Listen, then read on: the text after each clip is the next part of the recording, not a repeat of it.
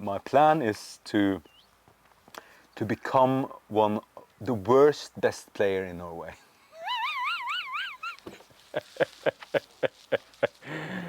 Yeah, in the world maybe.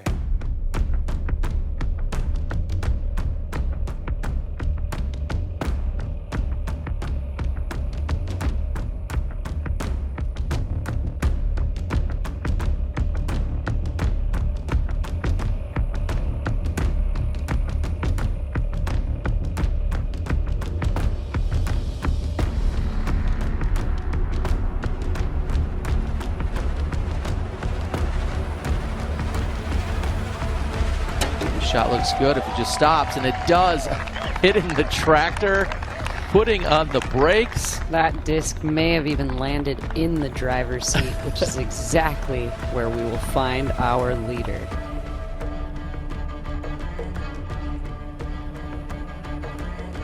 Anniken can keep all of the pressure on Rachel by just simply putting this inbounds, center of the fairway. Yes. Christopher Hivu, the celebrity disc golfers are just as much of a fan of our top level players as we are of them, and it's been quite symbiotic and amazing to have all these awesome interactions and see that disc golf love and camaraderie and friendship and hashtag Frisbee family. It's literally everywhere around the world. My name is Christopher Hivu. I am from Norway, Oslo, and originally I'm an actor, but I do play disc golf. And I've played for 3 years, and it's been 3 good years. On this tournament, I am the lowest rated player in the whole competition. I'm the worst player. And I'm here because I got a wild card, because I put attention to the sport, and as I said, this golf is the kind of religion that everybody wants to just spread. I'm here in craft of being a known person, not because I'm a good player. But Rocky Balboa, when he got the chance to do the title match up against Apollo Creed, he did not have the ratings as well. He was just there as a show game, you know. I'm talking Rocky 1. And since I'm the lowest rated player in this tournament, if I manage to get second to last,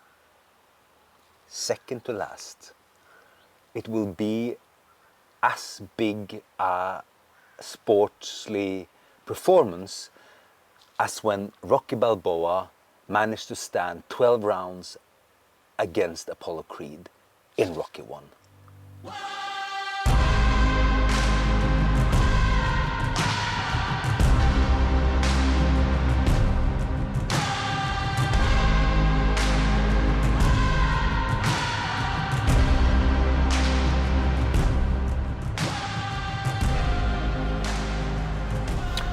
So yes, I have a goal, and my goal is very ambitious.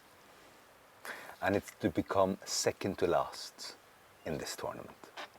And if I do that, I think people should build a sculpture, full size, maybe even larger than full size.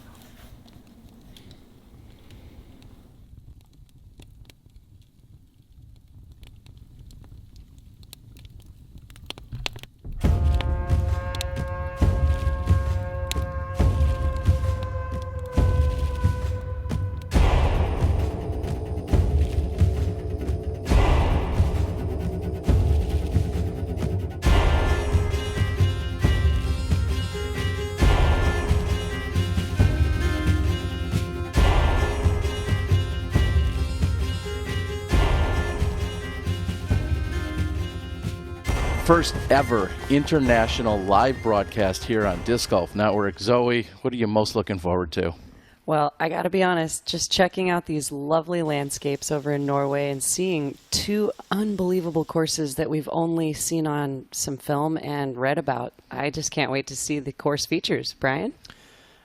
We've talked about it for a few years now, but the talent pool in Europe in general is exploding with young talent, and we finally get to see a tournament where that European talent is the bulk of the field. So I can't wait to see what the USA players do over here, but I'm also super excited to see what these players have that have been getting better and better in Norway and Sweden and Finland. It's really exciting.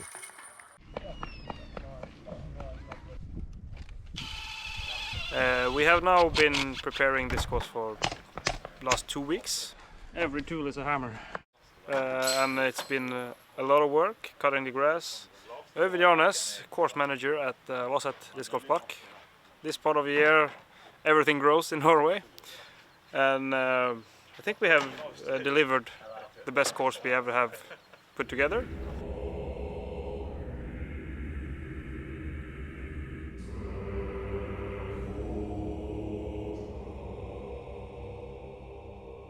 I think it's going to be a pretty large array of talent, and it'll be interesting to see how these ladies attack all of these difficult holes.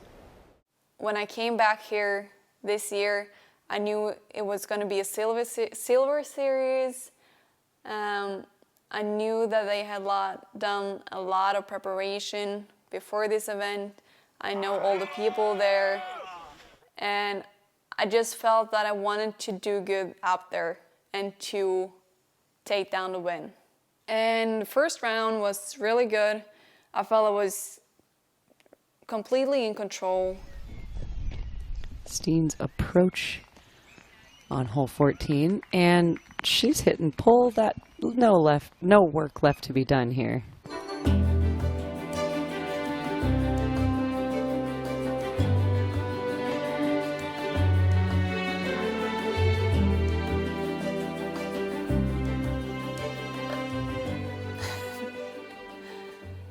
Hey, my name is Anniken Steen. Jeg klarer ikke å sitte på norsk. Okay, I got it. Okay. This is our walls to protect our real walls when we are doing putting inside. It's actually really cheap sleeping mats, and is it called duct tape? My name is Anniken Steen. I am from Norway, Hamar, and I've been playing disc golf since 2017. Yeah, as a lefty on this hole, this is just not one you want to try to get to. Unless you want to swing one out left of this tree right away and chance never coming back in bounds.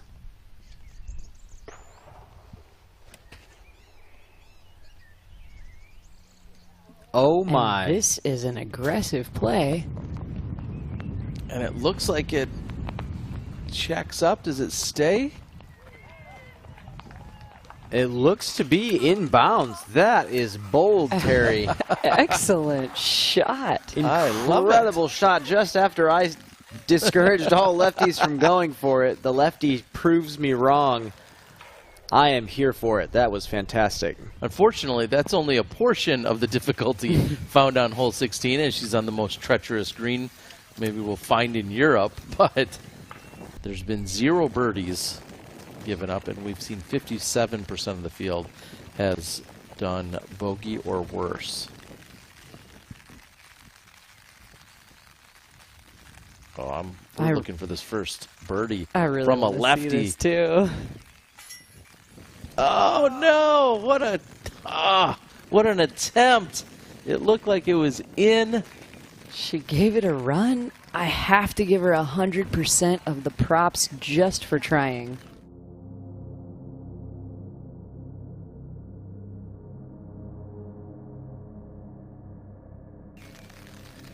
This is for birdie. Steen lining it up. And feeling herself, that confidence back on 16 carried through. I look back as what she's done now on holes 12 through 17. She's gone 2 under. She's just had a few bogeys sprinkled throughout her scorecard today, so very impressive. Steen's second throw put way out there with a good distance. And Yeah, she's trying to pile on to that lead of hers, and I like it. Here's Anakin for birdie. And she Yeah, center. gets it. Yes, what a way to close out round one. An incredible scoreline and the only one to card a birdie on a couple of significant holes. I started out very ambitious, extremely nervous and very tense. It gave me a triple bogey on the first hole, and then from that on I just found out that I have to enjoy this instead of trying to compete.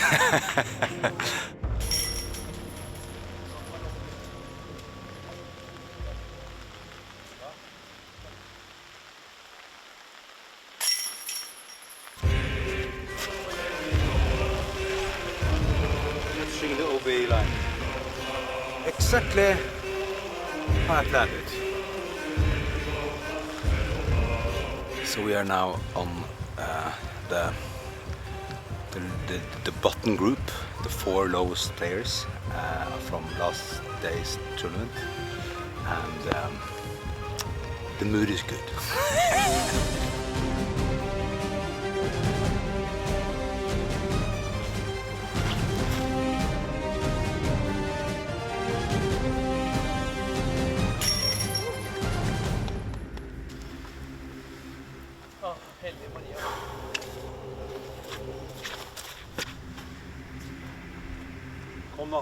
Kom da!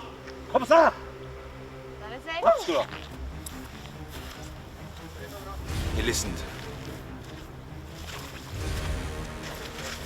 So the bad news is that the score now shows that I am back on the bottom. My goal is to master this game, and it's some kind of experiment as well, because when I say I don't have talent in the sport, it's not something I say it as a coquetry. I don't. My body doesn't understand the movement. You know, I could be a great bodybuilder. I could be a weightlifter. I have talent for that because just strength. You know, but disc golf is a very precise and timingly kind of exercise. You have to put pressure on different kinds, and you put your foot down, and then the hips comes, and then your elbow comes, and then you follow through, and then it's the snap. So it's like being a whip, you know. And I throw more like a weightlifter, like wah, and that doesn't help you at all. So to learn to throw more like a cat than a bear. That's what I'm aiming for. No, it's like, so if I manage to get on a level where I don't necessarily need to throw 130 meters, but if I can throw and I can control my throws, and I master a great putt.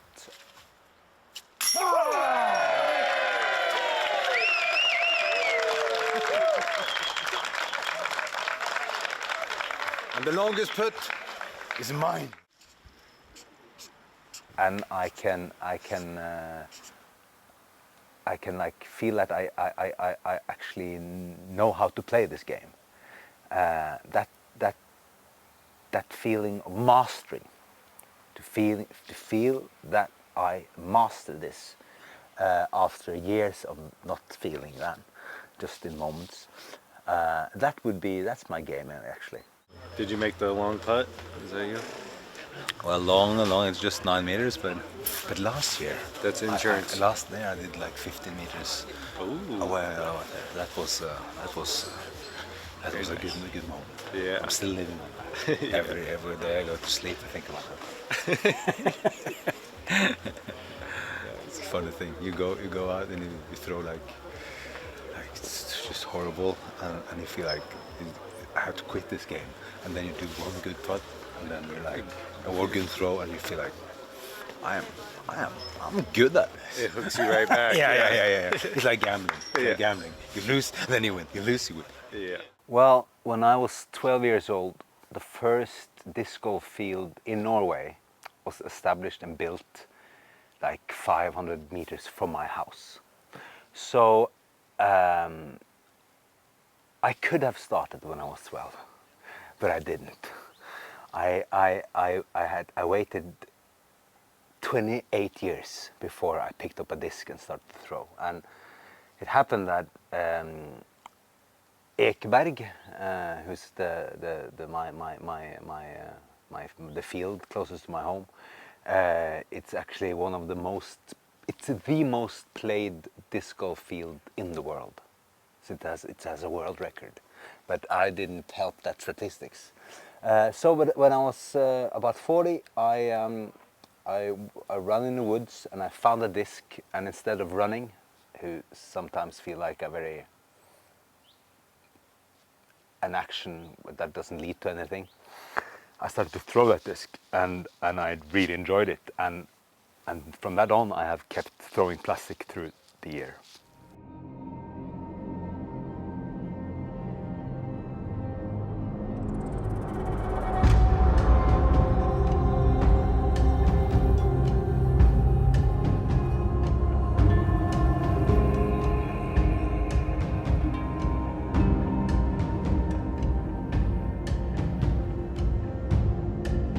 We've seen 2 days of competition. They had about an hour northeast to take on an entirely different course. Zoe, what are you thinking? Well, number one, I can't wait to see the entire course because it's one I've been dreaming of literally seeing every inch of. This might be one of the coolest and most exciting venues any of us have ever seen. It's been top notch. We've been blown away. This is one of the strongest silver series we've ever had. The event teams and the event staff are wonderful. They've gone above and beyond almost at every turn. The courses are beautiful and great for competition, and the scores are not that low. So definitely challenging, but the hospitality is unmatched and the scenery is stunning. Well, it's really huge for us. We didn't expect this when we started, like almost 10 years ago. But yeah, it's huge.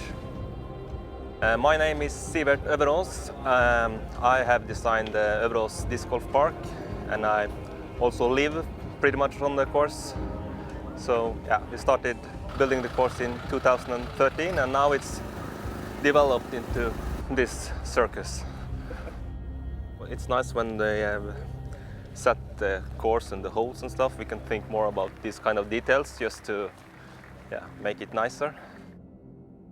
I think it's my cousin who gets most of those crazy ideas, and I just, go ahead.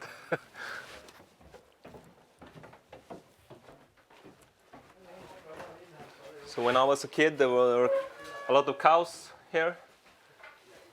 Cows? Yeah, and they was here until 1994, and then my dad starts to rebuild the thing, so it's like a museum. This is used as a player's lounge. Big T is in charge here. So this is below the cows. You can think what was here in the old times. Shit basement. Yeah. Good night.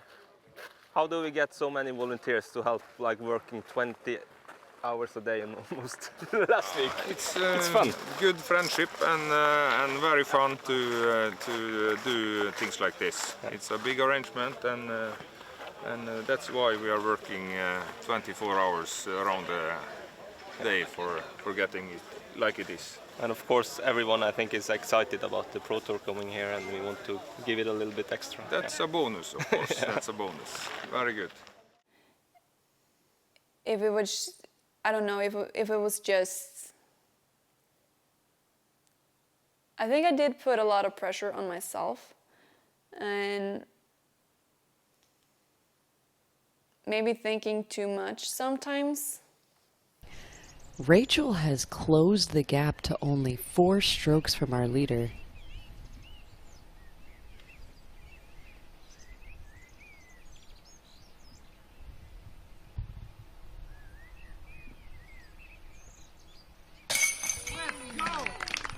And she does it. Wow. Appears that Rachel's putting is on fire. Rachel will gain a stroke yet again on our leader. During the off season, I had a plant. And with that plant, I was doing 10 minutes of focusing on a specific part of that plant that I chose for that day or that practice. And I was not gonna be distracted by any other sound or anything else. Sometimes I was trying to have my TV on just to have some extra distraction. That's better. I think that has really helped me, especially when it comes to my putting. And putting is like, it's like I feel it's like I can train, and in the end of the day, I'm great at putting, and I wake up the next morning and I'm shit at it. So it's like the perfect mental game, and at the same time it pisses me off that I can't make it when it's important. I love the fact, or I love that it's like I have the disc and it's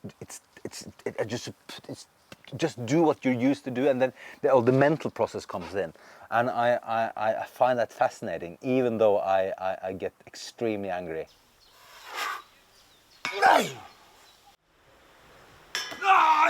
But still, it's the name of the game, and it's the part of it I also love. When you stand there in front of the basket and are supposed to just let the body do what it's trained to do, but because of all the thoughts going in and out, you don't have the right focus. And with that specific exercise, I could more easily recognize when I was losing focus, and you still have the 30 seconds. So let's say after 10 seconds, I felt like, okay, I don't have the right focus. I can just take a breath, like a deep breath, and then go back. It was 9 holes. I felt I had control. I had a lot of pars. I had 1 birdie, you know. Come here now, kamerat! Hopp! In the end, it was rougher, and I was like trying to compete for second best. It's a Thunderbird. It's overstable, so it won't kick off with wind, hopefully. But it doesn't go that far. We'll see. I love the struggle. I love the struggle of developing. And so for me, it doesn't really matter that I don't have this free push, this wind in my back that helps me and my body just do the right things. I have to like fix everything on the way, and so I get better, but very slowly.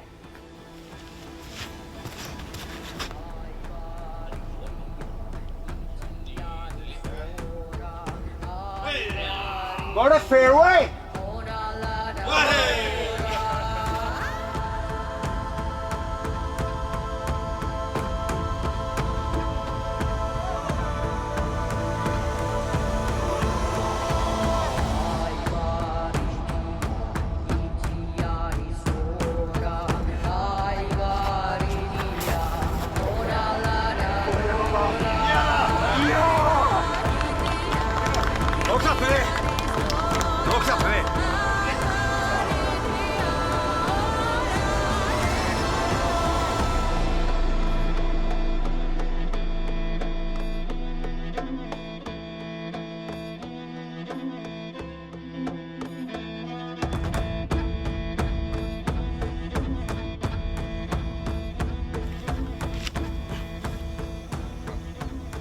If I'm going to continue this horrible, fantastic game, I have to find a teacher who will learn me to do it right, so the technique is right, because I'm doing something fundamentally wrong.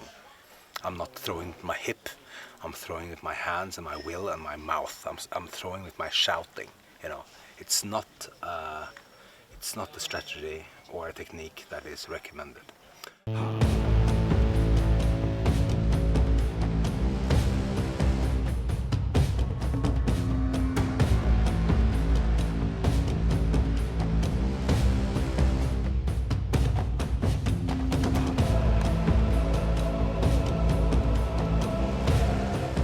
And I know we've teased it out a few times. Very excited to see our PDGA Major next week. Anniken will be the 12th highest rated FPO competitor there. We'll see what kind of momentum she can bring from this event into next week's Major. Oh, and she breaks through the tree branches there. I've got to say, I like how these next couple of shots set up for the lefty with the slope that goes from right to left. She's going to be playing into that slope with each of her backhand drives. Something to think about going into tomorrow if she is finding herself a little bit closer to Rachel.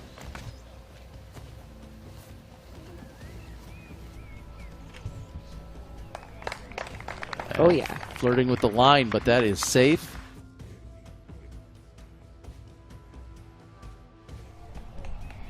And she's just pitching out to the right side of the fairway. That's going to check up just fine. A good, smart golf play there for Rachel.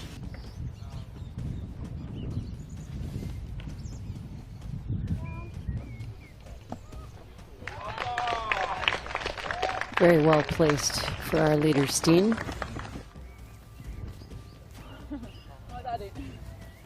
Oh no, this looks like it came out early. Another stroke, potentially two, depending on the result. Yes, so there's at least one.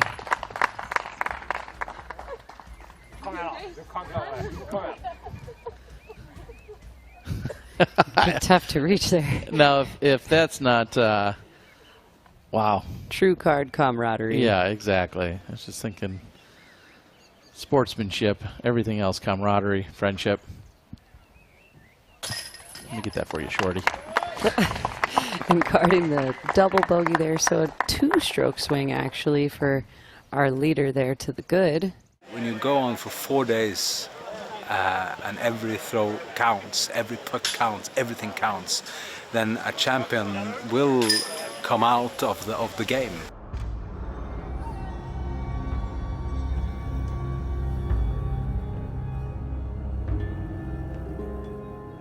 I'm not sure, like for the third and the final round at Överås, what happened, especially on the last day. I was really missing my lines and I did not feel confident with my shots or with my putting.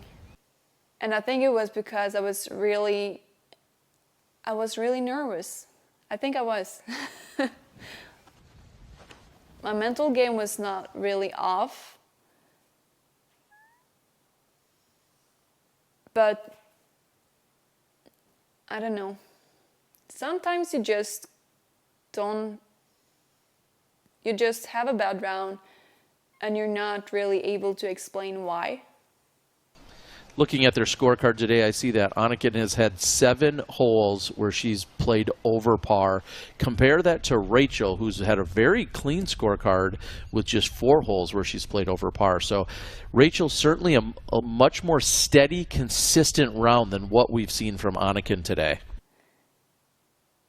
So I felt maybe I was not in control of my shots, even though I know that I am. So it could have been like a lot of nerves probably at the same time. And we saw it in the MPO field. A one-stroke advantage doesn't mean a whole lot coming into this fairway. No, and we're looking at what the chase card did earlier today. We saw a 5, 6, and an 8. So anything can happen here on this final hole.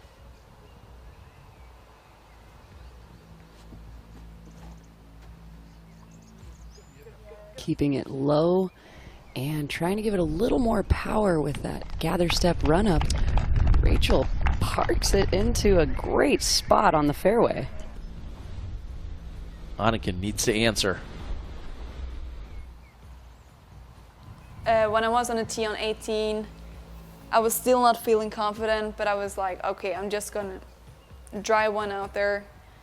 And it didn't go well because I was like so close to hitting one of the trees on the left side where there is still OB. But luckily the disc did fight through and landed like somewhere out there. And I remember for my second shot there, I was talking to Tom and I was like, okay, how should I do the next shot just to stay inbounds? Anniken can keep all of the pressure on Rachel by just simply putting this inbounds, center of the fairway, in position to walk away with a 4. That's all she's looking to do here. And I was thinking out loud because I really don't want Tom to tell me what to do. So I was about to do something really stupid. Tom was not saying anything, or he just said yes or something. But then I was like, no. I have to trust in myself now. And so I did the second shot really well. Tom told me later on that he was like so happy that I finally came to my senses and that I said it out loud, that like I had to trust in myself. Just impressive that she's one off the lead, throwing standstills the entire tournament, fighting through a knee injury. I cannot wait to see a completely healthy Rachel Turton. And Terry, you called it. This is tricky footing.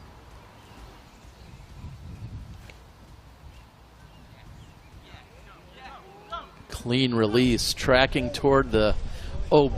Does it fight all the way past? It doesn't. And although it slips through, it still comes up short of the inbounds green. And that will likely be the end of the run for Rachel Turton. And on my upshot to get to the tractor, we were just discussing like how to get there. And Tom said like, if you just hit the tractor, like aim at the tractor, then it will stop and like, then you'll stay right near the basket. And she's lining up a hyzer forehand, green sloping down to the left. If she goes out of bounds, there's a chance that Rachel might be able to tie it up. I did take my time before I was gonna do the last upshot, and I had to feel my disc and I had to trust myself. The shot looks good if it just stops, and it does. Hitting the tractor, putting on the brakes. That disc may have even landed in the driver's seat, which is exactly where we will find our leader. And as soon as I let go of the disc and I saw that it was aiming like for the tractor, and you heard that it hit the tractor, it felt like just 1,000 pounds went away right there. And that's when I realized that I would win the tournament. Anniken Steen, your 2022 PCS Sula Open champion. And there it is. Your conclusion, folks.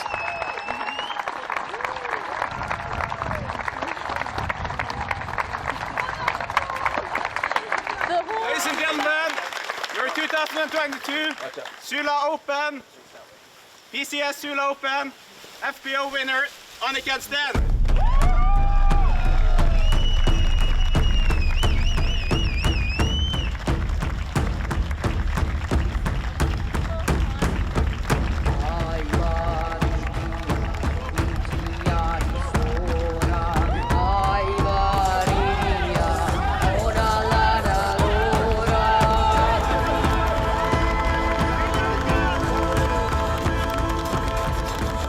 I think from what we saw on the courses, from the challenge to the exciting features and then the cool trophies, this has just been an incredible weekend of beautiful views and beautiful disc golf play. Brian, what do you think?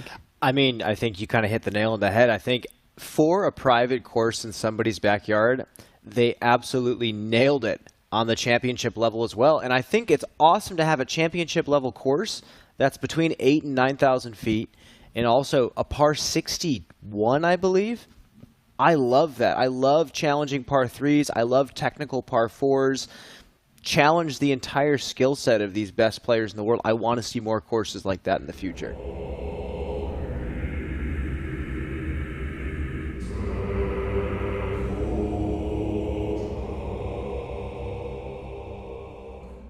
Unfortunately, this nice plan died.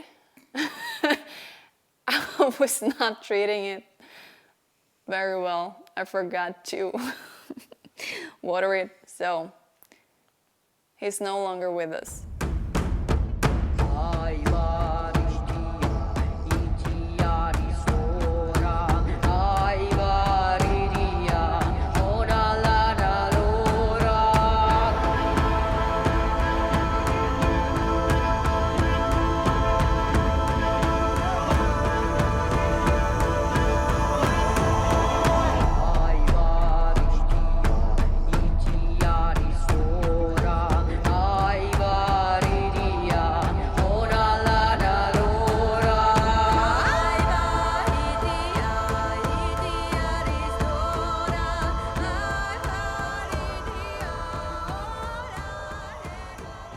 I did not do what Rocky Balboa did in Rocky 1. I did not stand 12 rounds against Apollo Creed. I fell in the 5th round. But you know, defeat is just the motivation to hear this sound more often. Well, in the old days they didn't have that sound, but it's still... I still love the game.